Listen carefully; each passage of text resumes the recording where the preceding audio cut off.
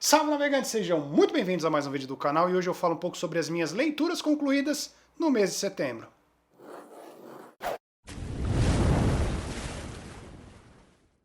Mês 9 do ano mais caótico da minha existência foi embora e trouxe com ele boas leituras, foram 5 no total, 2 delas categorizadas como 5 estrelas. Tive também um reencontro com um autor que vem virando aí o meu xodozinho e também um desencalhe há muito tempo prometido. Foram mais de 2.000 páginas lidas esse mês daquele jeitinho, devagarzinho, um pouquinho por dia, mas lendo todo dia, e hoje eu pontuo aqui tudo o que eu achei sobre essas obras, as minhas percepções, o que eu achei de positivo, o que eu achei de negativo, sempre sendo bem sincero e sempre considerando as minhas opiniões completamente pessoais. E antes dessas mini resenhas começarem, convido a vocês a curtirem esse vídeo aqui no final, se gostarem. Espero que gostem, e se vocês são novos por aqui, caíram de paraquedas, espero que tenham uma excelente primeira experiência. Se for, inscreva-se, clica no sininho e não perca o que vem por aí. Convido também vocês a participarem do meu Instagram, @onavegando. Lá eu tenho mais interação com cada um dos inscritos, coloco também as minhas leituras, coloco resumos do mês e também faço os convites e disponibilizo os cronogramas para as nossas leituras em conjunto. Estou fazendo uma por mês, já tem mais uma programada, então passe lá e dê uma conferida. Combinados? Sem mais delongas, eu pulo para a leitura número 1. Começo falando sobre O Buraco da Agulha, do autor Ken Follett, um autor que vem se transformando aí num xodozinho, um cara que eu quero ter cada vez mais por perto. Comecei Ken Follett com O Homem de São Petersburgo, um livro que eu já falei aqui no canal, um livro que me caiu super bem e eu quis mais, né? E pedi para vocês inscritos me indicarem algumas obras. Essa daqui foi uma das mais comentadas. Esse aqui trata-se de um suspense de espionagem que se passa durante a Segunda Guerra Mundial, na iminência da invasão dos aliados à Normandia. E para esse plano dar certo, para os aliados conseguirem fazer essa invasão com sucesso, eles precisam ludibriar os aviões de reconhecimento dos alemães. Então eles forjam todo um cenário, eles usam como se eles fossem invadir por um outro lugar, então eles colocam tanques infláveis, aviões de mentira, e o convencimento dessa farsa é primordial para tudo funcionar, para o plano dos aliados dar certo, mas tem uma figura aí que pode desafiar, que pode ruir tudo isso, que é o Agulha, e ele é um agente, o melhor agente de Hitler, ele está infiltrado na Inglaterra, e enquanto ele é caçado pelo serviço britânico, ele vai deixando para trás aí um rastro de sangue e morte. Galera, antes de eu pular para as minhas opiniões aqui do Buraco da Agulha, tem algumas coisas aqui que me deixam triste nessa edição. Tem um prefácio comemorativo dos 40 anos do Buraco da Agulha e ele tem alguns detalhes bem mais pra frente da trama, né? Eu nem chamaria muito de spoiler, mas meio que ele dá uma estragada na experiência porque você meio que sabe pra onde a história vai. E o mesmo acontece na sinopse. Quando eu fui dar uma checada aqui, na sinopse da Amazon ele entrega esse mesmo fato. E assim, eu saber de mais ou menos aonde ele vai acabar, me deu uma chacoalhada. E eu gostei muito do livro, achei um suspense de muita qualidade, com bons diálogos, boas passagens, ele é um bom retrato daquela época, pelo menos de tudo que eu vi, né, de tudo que eu consumi sobre Segunda Guerra Mundial, sobre agentes infiltrados, agentes duplos, e ele é pontuado por perseguições no estilo Gato e Rato, que eu gosto muito desse tipo de livro também, a gente acompanha muitos capítulos sob a perspectiva do próprio Agulha, ele acaba sendo o protagonista da obra, mas também a gente acompanha a cabeça e as ações do serviço britânico,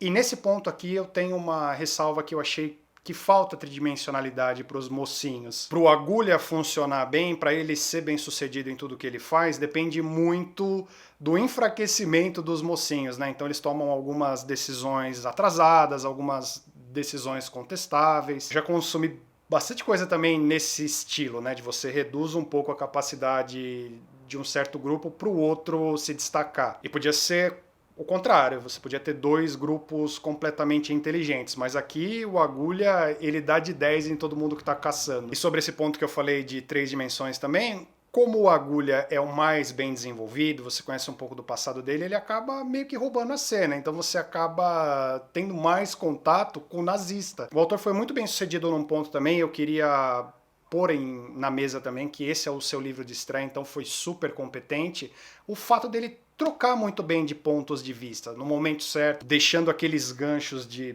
putz, e agora? O que vai acontecer? Daí ele troca de ponto de vista e ele vai levando, né? Ele leva muito bem nessa carga dramática e tensão. Falando um pouco sobre o clímax, do encerramento do livro, eu achei um pouco forçado. Achei que levou um pouco da barra aí da suspensão de descrença, comprometeu um pouco aí no quesito de imersão, mas em linhas gerais eu adorei. Achei um suspense, como eu disse, de muita qualidade, muita competência, como obra de estreia, acho que o Ken Follett arrebentou. Trouxe para nós aí um livro que eu recomendo muito para quem gosta de suspense, para quem gosta dessas questões, né, de espionagem, de Segunda Guerra, e para quem também não gosta, não se sente muito atraído pelo tema, vai ser complicado, não é. O autor, ele não fica naquelas questões estratégicas, ele não fica se alongando, traz um livro gostoso de ler, um livro super fluido e deixa também aquele gosto de quero mais. Como eu quero mais de Ken Follett, é um cara que eu já estou montando uma pequena coleção aí na estante, já estou pedindo aí para alguns inscritos também algumas recomendações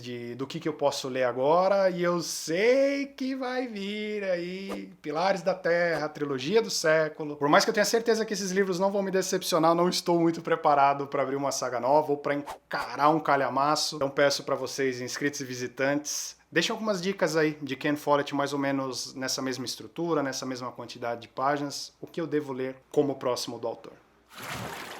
Olha só quem eu desencalhei, finalmente! Tem uma saga com ele, vou falar um pouco sobre Lugar Nenhum, do britânico Neil Gaiman. Já comentei em outros vídeos o quanto eu adiei essa leitura.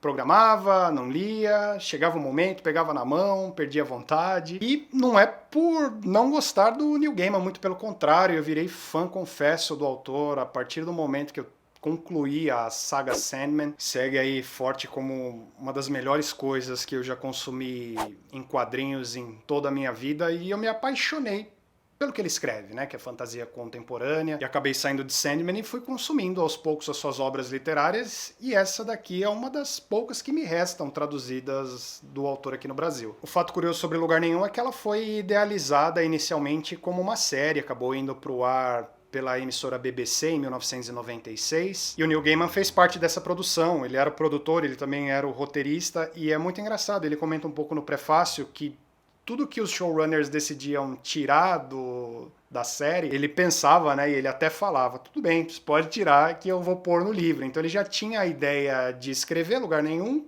como uma coisa, um roteiro expandido. E virou esse camaradinha, esse romance que foi super aclamado também, bem reconhecido por leitores e críticos. Aqui a gente conhece a história do Richard. Richard, ele tem um bom emprego, ele está prestes a se casar, tudo na vida dele está correndo bem. Mas um dia ele encontra uma jovem no meio da rua, essa jovem tá ferida e ele decide salvá-la, socorrendo, melhor dizendo, e ele passa um tempo com ela, ele ajuda, presta esse socorro, mas acontece algo na vida dele que ele não estava prevendo. Ele acaba virando invisível para as outras pessoas. Seus amigos, seus colegas de trabalho, até sua própria noiva acabam não enxergando, ou quando ele se mostra, quando ele é mais efusivo, essas pessoas não lembram dele. Nisso tudo ele acaba descobrindo que existem duas Londres, a Londres de cima e a Londres de baixo. A Londres de baixo seria mais ou menos o subterrâneo da cidade, conectado com esgotos e também linhas de trem abandonada. E essa Londres de baixo é povoada por todo tipo de gente e de raça que vocês podem imaginar. E eu adorei Lugar Nenhum, galera. Achei um enredo super envolvente, bem fluido, passa rápido, vai bem na linha de um conto de fadas. O Gaiman nos traz, mais uma vez, muito da sua marca, da sua característica na fantasia contemporânea. Ele mistura muito bem o que é real com o que é mágico. E ele fez tudo isso usando muito da sua criatividade, né? E também muito da sua escrita, que não se delonga muito. Passa rápido, então o livro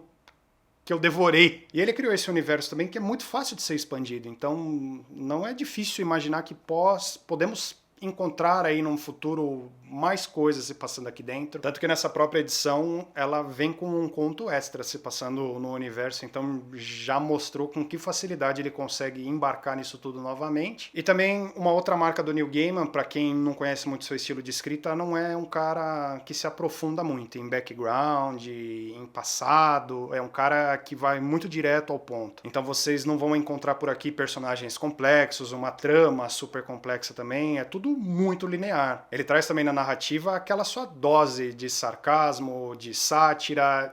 O autor usa muito do humor inglês, que eu não acho muita graça, para ser bem sincero. Confesso que levantou uns pequenos sorrisos vez ou outra. Mas foi uma viagem muito prazerosa. O autor conseguiu me entregar o que eu esperava dele, né? Um bom mix de realidade com ficção, fantasia, magia. Merece as boas notas que tem, merece as boas críticas que recebeu ao longo desses anos todos e recomendo muito. Muita gente me pergunta por onde começar a ler New Gaiman, por onde começar a ler fantasia, e esse é mais um dos livros que se encaixam facilmente nessa lista e eu tenho certeza que ele tem um potencial muito maior de agradar do que o contrário. Bora falar um pouquinho sobre o tão comentado território Lovecraft, do autor Matt Ruff. Embarquei nessa leitura aqui no mês 9, muito impulsionado pelo hype da série Território Lovecraft, que ganhou aí um bom foco por ser uma produção da HBO e por contar com grandes nomes, grandes showrunners, a exemplo do Jordan Peele e do J.J. Abrams. E muito também foi falado desse livro aqui sobre o fato do autor ter usado como pano de fundo o racismo aberto e declarado nos Estados Unidos dos anos 50. Fala muito também sobre a marca horrorosa, a marca dantesca e desprezível que muita gente sofreu naquela época. Em algumas cidades eram permitidos linchamentos e perseguições de negros após o pôr do sol, de noite. Então foram episódios horrorosos, horríveis, e o Matt Ruff traz isso tudo à tona aqui. Em Território Lovecraft, o autor ele traz pra gente esse mix, ele traz a família do Atticus, então são histórias centradas nessa família, e eles são negros, eles sofreram muito com essas barbaridades, com essas perseguições, com até abusos físicos, mas ele mistura tudo isso com o fantasioso e cósmico mundo de H.P. Lovecraft. Então ele traz cultos, ele traz magia e também os mitos e monstros Lovecraftianos. E eu gostei do livro, galera, gostei com bastante ressalva, achei a ideia 10 de 10, é uma ideia realmente muito boa, um pano de fundo muito bom também, ele traz muitos desses episódios dantescos, personagens que sofreram com essas barbaridades, então achei muito legal misturar tudo isso também com os pesadelos Lovecraftianos, esse mundo cósmico, mas eu não achei que a execução foi das melhores. O primeiro ponto aqui é que eu fui sem saber que era um livro de contos, então eu fiquei muito imerso na primeira história, muito mesmo, achei ela a melhor do livro todo. E de repente ele troca de ponto de vista, mesmo você passando nesse círculo fechado e interligando todo o universo, ele quebrou a narrativa para mim, quebrou essa fluidez e não conseguiu me entregar contos tão interessantes e tão imersivos quanto foi o primeiro, por exemplo. Eu digo também da ideia ser 10 de 10, porque ele joga nesse mix o mundo cósmico do H.P. Lovecraft, muito também do fato do Lovecraft ter sido um cara abertamente racista em suas obras, na sua vida. E para ser bem sincero com vocês, eu queria mais desse lado cósmico, eu queria que o livro tivesse mais dessa magia, desses cultos, do mito em si. Mas fico satisfeito de como ele conseguiu amarrar tudo isso, né? Um período muito difícil de segregação racial, de abusos, de agressão, e pontuar tudo isso, né? Colocar várias pitadas de horror nesse meio todo foi muito competente. E nisso a série da HBO eu achei que se deu melhor, porque mesmo os contos, como eu já disse, sendo interligados aqui, eu acho que falta um pouco de fluidez, falta um pouco de conexão, você se pega muito em um personagem, quando troca dá um desconforto, e na série eu senti uma coisa, uma fluidez diferente. A série também muda alguns rumos, muda algumas personagens, acrescenta outros fatores dentro da história, no que foi muito bem sucedido, pelo menos pra mim. Eu sempre sou muito chato nos meus vídeos aqui quando mudam muita coisa que não precisava, e aqui eu achei que a série ela muda pra expandir, ela muda pra conectar melhor, então pra mim foi um acerto. Eu gosto muito também que a série explora mais esse lado cósmico, traz mais elementos também e explora mais a questão da segregação, mostra muito mais do período histórico, fala muito sobre o Massacre de Tulsa também, que foi um episódio bárbaro de 1921. Gostei da série também porque ela é cercada de boas atuações, ela tem, né, o HBO sempre carrega aí nos seus ombros séries bem feitas, bem produzidas, com bons efeitos especiais, e me entregou tudo isso. E no geral eu recomendo o combo, acho o livro bom, como disse, acho que o que pegou pra mim é o fato de ser um livro de contos e do primeiro ter sido o melhor, então ele vai caindo. Os pontos de transição, eles meio que quebram a fluidez da obra, então a série funciona muito como um complemento. Vai entregar bons momentos de diversão as duas obras, então recomendo aí o pacote completo, tenho certeza, como foi pra mim, tive esses pontos, essas ressalvas, mas o livro no geral me agradou mais do que o contrário. Tirem suas próprias conclusões e depois coloquem aí nos comentários. O que vocês acharam desse camarada aqui? Galera, eu não costumo cumprir muito bem as minhas promessas de leitura aqui no canal, os meus projetos, eu Tô sempre flopando de alguma forma ou de outra, mas se tem um projeto que eu tô cumprindo à risca desde o começo de 2020, foi aquilo que eu fiz de 12 livros, 12 sci-fis para os meus 12 meses do ano. E em setembro foi a vez do BIC, do meu amado Philip K. Dick. É um livro pequeno, é um livro com poucas páginas, mas ele tem um peso enorme, porque foi feito um levantamento da revista Time há alguns anos, e ela elegeu as 100 melhores obras da língua inglesa a partir do ano de 1923. Adivinha quem está lá? Foi escrito em 1969 e o autor idealizou o futuro longínquo de 1992, onde as pessoas evoluíram. As pessoas conseguem prever o futuro, conseguem ler mentes, algumas delas, para deixar claro. E nesse futuro, algumas empresas contratam esses poderosos para usar, né, a leitura de mentes, usar as previsões, então também gerou um negócio, porque existem empresas que combatem tudo isso, com pessoas com poderes que cancelam esses primeiros que eu comentei. O livro começa bem nessa pegada, quando o dono de um desses negócios de proteção, o Glenn, ele procura a sua esposa falecida, na verdade suspensa em meia vida, pedindo conselho, porque alguém está indo atrás dos seus funcionários. Eles estão desaparecendo um a um. Eu amei esse livro aqui, galera. Eu amei o Bic porque eu amo o Philip K. Dick. Eu amo muito o jeito que ele escreve, amo muito como ele dá nó nas cabeças, como ele brinca muito com o conceito do que é real, do que não é, realidades alternativas. Ele volta com aquele conceito do Minority Report, para quem leu o conto, para quem já assistiu o filme, dos precogs, pessoas que conseguem prever futuro, e no caso especificamente do filme conto, os precogs eram usados para prever crime antes deles acontecerem. E eu sei e me entristeço do fato desse livro não ser unânime, porque ele poderia ser, é um belo de um livro, ele me entregou todas as experiências que eu queria, ele tem notas bem altas por aí, mas muita gente não consegue embarcar nesses devaneios, nessas loucuras, aspirações do P.K. Dick. E ele traz nesse mix aquela aversão que ele tinha aos avanços tecnológicos, a desconexão das pessoas com tecnologia, na figura, por exemplo, de uma porta que cobra para ser aberta, para ser fechada. Traz também questões filosóficas da vida após a morte, de isolamento, de alienação, sobre o que é estar vivo. E ele também tem outra característica que o autor te joga no meio, como se o livro já tivesse começado há mais ou menos umas 200 páginas. Não explica absolutamente nada, não dá um banho de cenário, ele vai te jogar lá desde o primeiro capítulo. Eu já me senti desconectado, e você, leitor, que lute. E eu acho que o Bic é um livro para fã de Philip K. Dick, é um fã para quem gosta muito de sci-fi. Não é uma obra que eu recomendo para quem não é chegado no gênero, quem não é chegado no autor. Acho que essas questões, esses livros que trazem muito dessa reflexão, desse descolamento de realidade, ele precisa de uma maturação. Se você já conhece Philip K. Dick, já sabe do seu jeito ácido de escrever, já conhece o jeito que ele vai explicar pouca coisa e vai te dar um final também completamente aberto, que vai fazer você ter vontade de pesquisar, de debater, é um prato cheio. Vai dar para se esbaldar. E mesmo assim garanto que vai sofrer, como eu sofri, um bocadinho. Quem se permitir vai encontrar muita coisa boa. O livro, entre todos os sentimentos que eu já pontuei aqui, ele me trouxe uma frase que eu vou levar pro resto da vida, é uma das melhores frases que eu li nesse ano. E eu vou ler para vocês, só para vocês saberem do que esse sujeito é capaz. Me incomoda que as pessoas se tornem hostis com relação a mim, mas acho que não se pode viver muito tempo sem despertar hostilidades. Não se pode agradar todo mundo, porque as pessoas querem coisas diferentes. Agrade a um e estará desagradando a outro.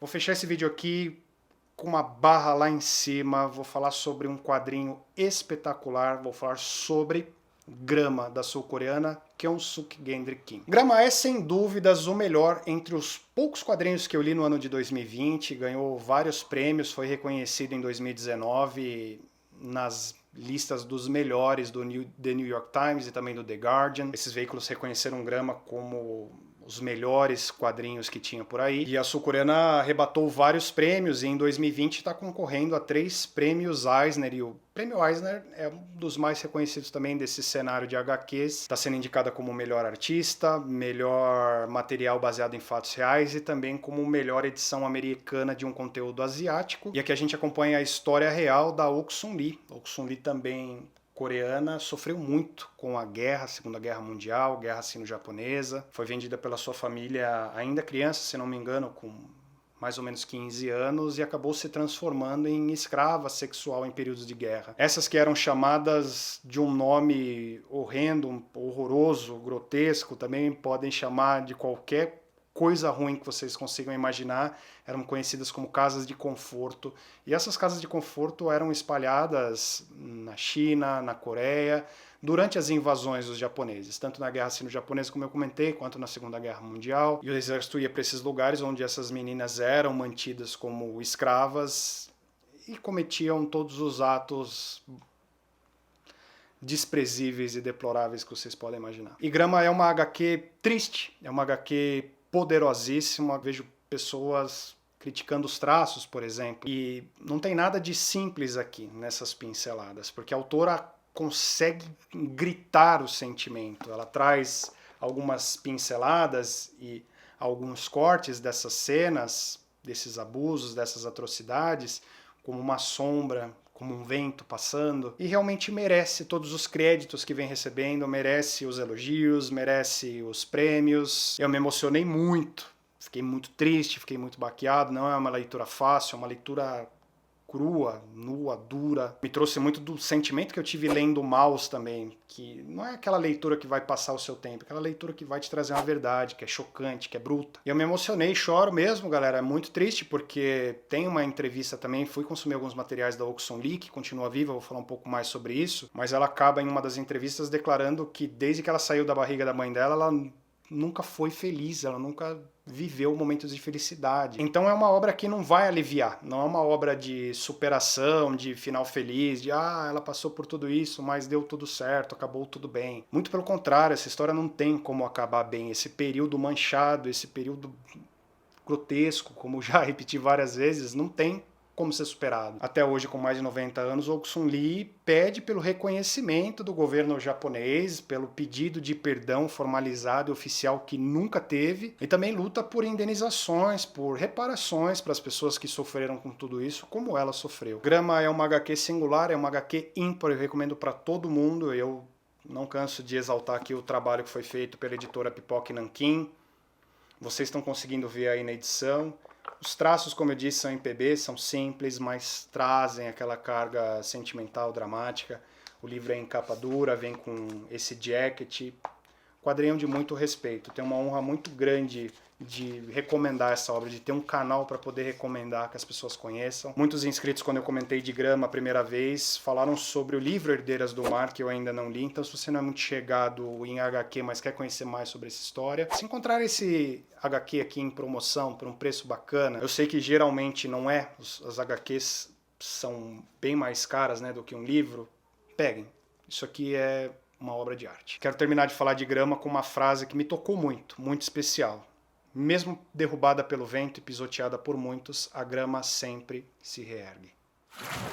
Bom, galera, era isso que eu tinha para trazer para vocês hoje. Espero que tenham gostado de mais um vídeo, espero que tenham gostado das minhas opiniões. Não levem pro coração, essas opiniões são sempre pessoais. Se você gostou de algo que eu não gostei, ou se aconteceu justamente o contrário, dê as mãos aqui, nós somos amigos. Peço para vocês deixarem aqui nos comentários também quais foram as suas últimas leituras. Deixa também o destaque, eu tô sempre buscando, sempre de olho em boas dicas, e aqui é o melhor lugar. E eu vou ficando por aqui. Deixo, como sempre, o beijo grande, carinhoso, abraço apertado de urso de sempre. Até o próximo vídeo. Fui.